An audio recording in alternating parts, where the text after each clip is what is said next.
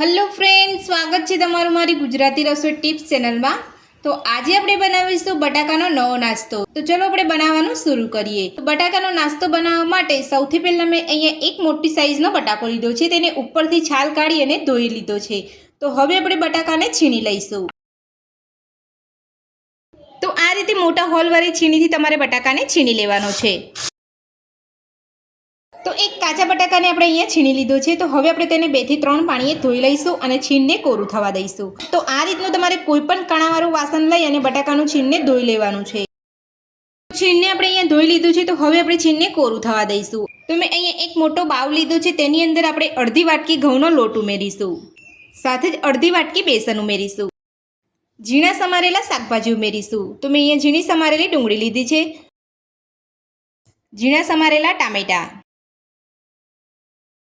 ઝીણા સમારેલા કેપ્સિકમ ઉમેરીશું, સાથે જ અહીંયા મેં મીઠા લીમડાને અહીંયા ઝીણો કટ કરીને રાખ્યો હતો, તે પણ આપણે અહીંયા ઉમેરી લઈશું। ઝીણા સમારેલા લીલા મરચાં લીધા છે, તે પણ આપણે ઉમેરી લઈશું।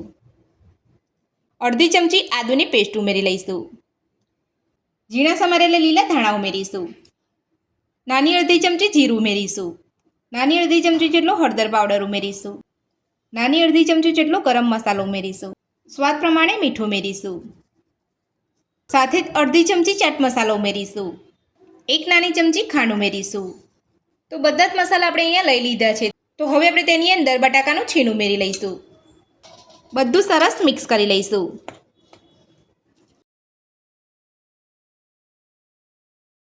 તો બધું જ મિક્સ કરી લીધા પછી હવે આપણે તેની અંદર થોડું થોડું પાણી ઉમેરતા જઈએ અને આપણે અહીંયા ખીરું બનાવી લઈશું।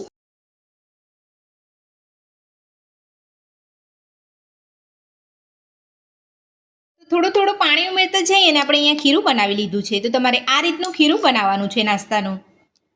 તો હવે આપણે ખીરામાંથી નાસ્તો બનાવી લઈશું। તો નાસ્તો બનાવવા માટે આપણે અહીંયા ગેસ ઉપર એક તવો મૂક્યો છે। તો સૌથી પહેલાં આપણે તવા ઉપર તેલ લગાવી લઈશું। તો તવા ઉપર આપણે અહીંયા તેલ લગાવી લીધું છે અને તવો પણ આપણો અહીંયા સરસ ગરમ થઈ ગયો છે। તો હવે આપણે જે ખીરું બનાવ્યું હતું તે આપણે તવા ઉપર લઈ લઈશું।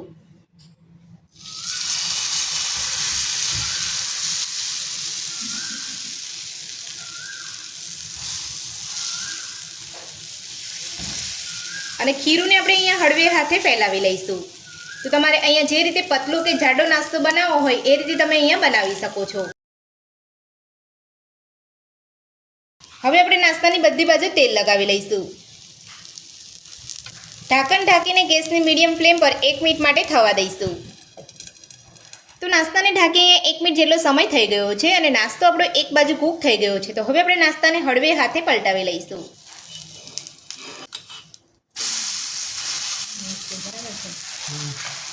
તો પલટાવ્યા પછી આપણે નાસ્તાની બધી બાજુ તેલ લગાવી લઈશું અને નાસ્તાની ઉપર પણ થોડું તેલ લગાવી લઈશું। તો એ જ રીતે આપણે ઢાંકણ ઢાંકીને નાસ્તાને બીજી બાજુ પણ કૂક થવા દઈશું। તો નાસ્તાની બીજી બાજુ પલટાવ્યા પછી 1 મિનિટ જેટલો સમય થઈ ગયો છે। તો હવે આપણે ફરી ચેક કરી લઈશું।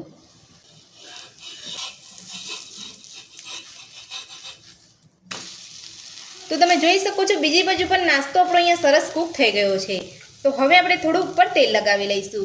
ખૂબ ઓછા સમયની અંદર અને ખૂબ ઓછા તેલની અંદર આપણો નાસ્તો એકદમ ટેસ્ટી બનીને તૈયાર થયો છે। તો આ જ રીતે આપણે બધો નાસ્તો બનાવી લઈશું। તો બટાકાનો નવો નાસ્તો બનીને આપણો તૈયાર છે અને આપણે અહીંયા એક પ્લેટની અંદર દહીં સાથે સર્વ પણ કરી લીધો છે।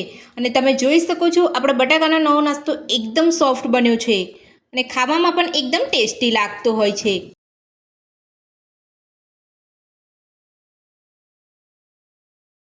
તો આ બટાકાનો નાસ્તો બનાવવાનું મારી એ રીતે તમે ઘરે એકવાર જરૂરથી ટ્રાય કરજો।